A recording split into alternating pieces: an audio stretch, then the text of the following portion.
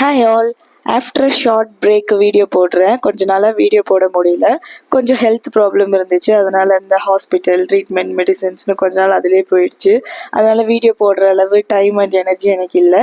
இப்போ வந்து back to form வந்துட்டேன். இனிமேல் ரெகுலராக வீடியோஸ் வரும். வீடியோ பார்க்குறவங்க அப்படியே சப்ஸ்கிரைப் பண்ணிகிட்டே பாருங்கள். இவன் தான் என் அக்கா பையன். இவனும் ஊர்லேருந்து வந்திருக்கான். கொஞ்ச நாள் இங்கே தான் இருக்கான்.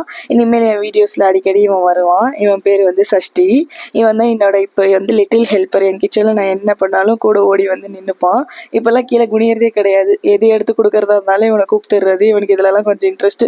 எது வேணாலும் தேடி எடுத்து கொடுப்பான். அவனை கூப்பிட்டு எல்லா ஹெல்ப்பும் வாங்கிக்கிறது. ஆல்ரெடி எடுத்து வச்ச நிறைய வீடியோஸ் இன்னும் அப்லோட் பண்ணாமல் இருக்கேன். இனிமேல் ஒன்று ஒன்றா அப்லோட் பண்ண ஸ்டார்ட் பண்ணிவிடுவேன். இப்போ பார்த்தீங்கன்னா கேஸ் புக் பண்ணி 20 days கிட்ட ஆகுது. ஆனால் இன்னும் கேஸே வரல. அதனால கேஸ் காலி ஆகிறதுக்குள்ளே இருக்கிற கேஸை சேவ் பண்ணிக்கணும்னு சொல்லிட்டு இந்த பால் காய வைக்கிறது, அப்புறம் இந்த ரைஸ் இதெல்லாம் நான் சைட் பை சைடு இண்டக்ஷன்லாம் வச்சுக்கிறேன். நீங்களாம் எப்படி கேஸ் வந்து மெயின்டைன் பண்ணுறீங்கன்னு சொல்லுங்கள்.